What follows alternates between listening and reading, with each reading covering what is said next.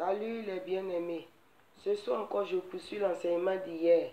Dans le livre de Genèse, Genèse chapitre 2, verset 21. Donc la Bible nous parle de Adam. Adam, Dieu avait fait tomber un profond sommeil sur lui. Et Dieu a enlevé une partie de ses côtes pour pouvoir créer la femme. La Bible dit que quand il s'est réveillé du sommeil, alléluia, il a vu une nouvelle personne auprès de lui. Parce qu'avant, il était seul. Mais quand il s'est réveillé, il a vu qu'il y a une deuxième personne, qui est une autre personne qui s'ajoute à lui, qui fait deux personnes. Alléluia. Et il a commencé à admirer, il regarde. Il dit, mais c'est quelle précieuse, mais elle est jolie. Mais c'est quel nom je vais lui donner? Et je suis sûr qu'Adam même n'arrivait pas à lui regarder. Peut-être qu'il y avait un peu d'eau, comme il venait de se réveiller. Je suis sûr qu'il avait un peu d'eau auprès de lui. Il va prendre pour laver son visage, essuyer son visage. Et il va continuer à lui admirer. Il dit, mais elle est jolie. Mais Dieu m'a donné encore un beau cadeau, un joli cadeau. Alléluia. Et il va commencer à réfléchir, mais c'est quel nom je vais donner à cette personne? Et je suis sûr que Dieu lui a donné cette révélation, cette parole de connaissance dont il a eu ce nom, la femme que nous sommes aujourd'hui. Alléluia. Cette femme chrétienne que je vais amener, que je suis en train d'apporter ou partager pour que tous ensemble nous puissions marcher selon la parole de Dieu. Et cette femme-là qui est auprès de son mari, qui est une aide. Alléluia. Cette femme qui est une aide, elle est une aide non seulement pour son mari, mais elle aide son mari, mais elle aide aussi ses beaux-parents. Quand tu es une soeur et que tu as trouvé un homme ou un frère qui est fonctionnaire, quand le mois finit, tu dois faire savoir à ton mari, chérie, mon bébé, mon doudou, tu sais, le mois est fini, ce que tu as eu, je veux que tu donnes un peu à ta mère. Je veux que tu fasses ça là à ta mère. Je veux que tu fasses ça là à ton frère, à tes soeurs ou à tes nièces. Alléluia. Même si ce n'est pas chaque mois, mais tu dois lui donner cette notion-là, d'avoir encore toujours l'amour pour ses parents. Tu ne dois pas avoir toujours l'envie de lui dire, toujours de s'occuper de toi seul, ou toi seul tes parents. Ou tu vas lui dire, chérie, tu sais qu'il y a des nouveaux pains qui sont arrivés. Je veux que tu m'achètes au moins 2 complets de hollandais, un anglais, 3 français. Je dois donner aussi à ma maman, à mes nièces, à mes soeurs. Oui, c'est bien, mais tu dois penser d'abord à tes beaux-parents. Alléluia. Il y a cette femme qui est auprès de son mari qui doit faire ce que je suis en train de dire selon la parole de Dieu. Alléluia. Cette même femme-là, elle est ouverte à toute personne au dehors. Alléluia.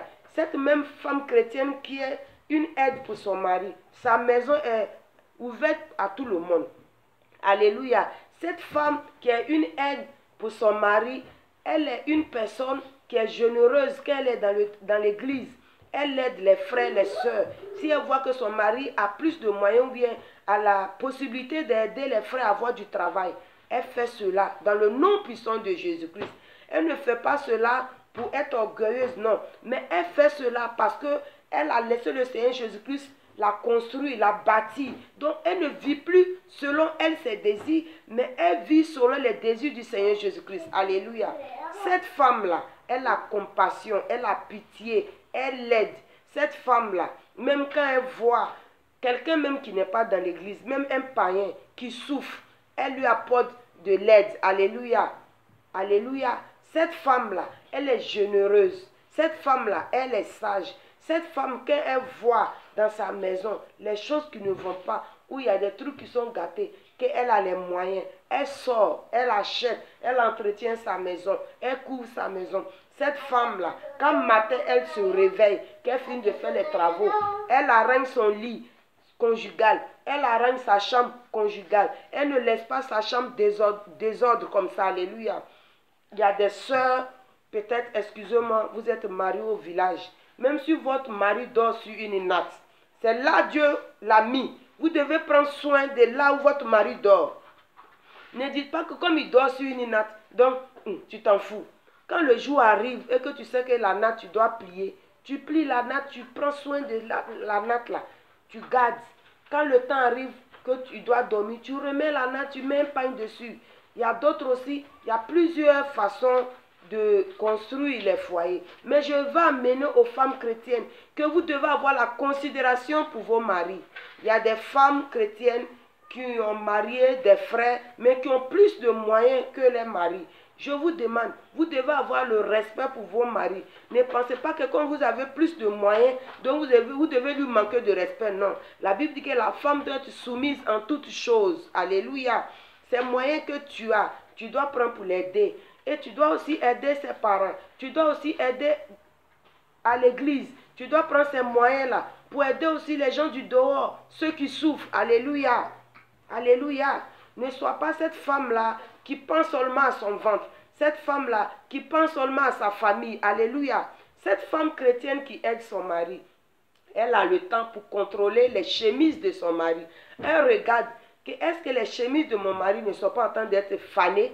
Si elle voit qu'elle a les moyens, qu'elle peut aller acheter quelques chemises pour renouveler les vêtements de son mari, elle va et elle achète. Alléluia. Ces femmes qui sont, exemple, dans les grandes villes, elles ont des moyens parce qu'elles travaillent. Elles renouvellent à chaque fois, chaque année, elles renouvellent les vêtements de leur mari. Mais il y a d'autres femmes qui sont, exemple, dans les villages qui n'ont pas assez de moyens. Mais quand l'année arrive, elles vont couper la banane, elles prennent les tomates, tout ce qu'il faut. Elles vendent. Et vous aussi, vous pouvez prendre ça. Vous voyez sur le marché les habits que vous voyez que vous pouvez acheter. Vous payez les culottes, les pantalons pour vos maris. Actuellement, il y a les yougou partout sur le marché. Vous voyez les tailles de vos maris. Vous payez cela selon les moyens et vous habillez vos maris. N'attendez pas quand les vêtements de vos maris soient déchirés sur lui. Alléluia.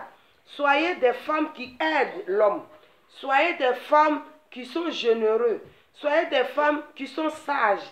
Ces femmes qui sont précieuses. Parce que cette femme qui est sage, son mari est fier d'elle. Cette femme qui est sage, son mari a de la joie pour elle. Cette femme, même quand elle voyage, son mari n'arrive pas à rester.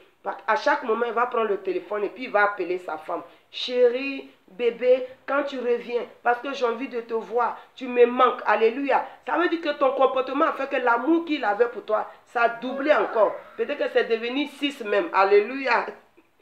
Que le Seigneur nous bénisse, nous tous. Soyons des femmes chrétiennes précieuses que la Bible dit. Soyez des femmes de lumière. Soyez des femmes respectueuses aussi envers surtout nos beaux-parents.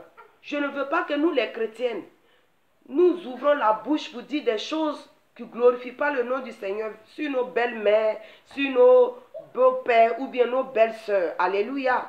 Parce que quand on fait comme ça, nous sommes en train de minimiser nos maris. Alléluia. Nous devons respecter tous ceux qui sont aux alentours de nous. Nous devons respecter tous ceux qui vivent dans notre quartier. Alléluia. Nous devons avoir la considération surtout pour la femme du pasteur ou la femme de ton pasteur. Alléluia. Tu ne dois pas minimiser la femme de ton pasteur. Quand tu sais que tu as plus de moyens, que Dieu t'a béni, à chaque fois tu dois suivre la femme de ton pasteur de près. Est-ce que les vêtements qu'elle porte, c'est présentable? Ton mari aussi doit suivre le pasteur. Est-ce que les vêtements que papa pasteur porte ou met, est-ce que c'est présentable? Ne laissez pas le pasteur jusqu'à sa chaussure. Il va marcher, il va prendre une seule paire de chaussures là. Il va marcher pour aller évangéliser, rendre visite quand la chaussure là, un côté est taillé, un côté est monté, un côté est bas. Non. C'est pas quand tu vas avoir plus d'argent, beaucoup, que tu dois aider le pasteur. Un peu que tu gagnes là, enlève un peu et paye la chaussure que toi-même tu vois que ça te plaît. Ce n'est pas le prix haut que Dieu cherche. Si tu vois que le numéro que le pasteur a, tu peux trouver une belle chaussure selon tes moyens, achète et puis donne.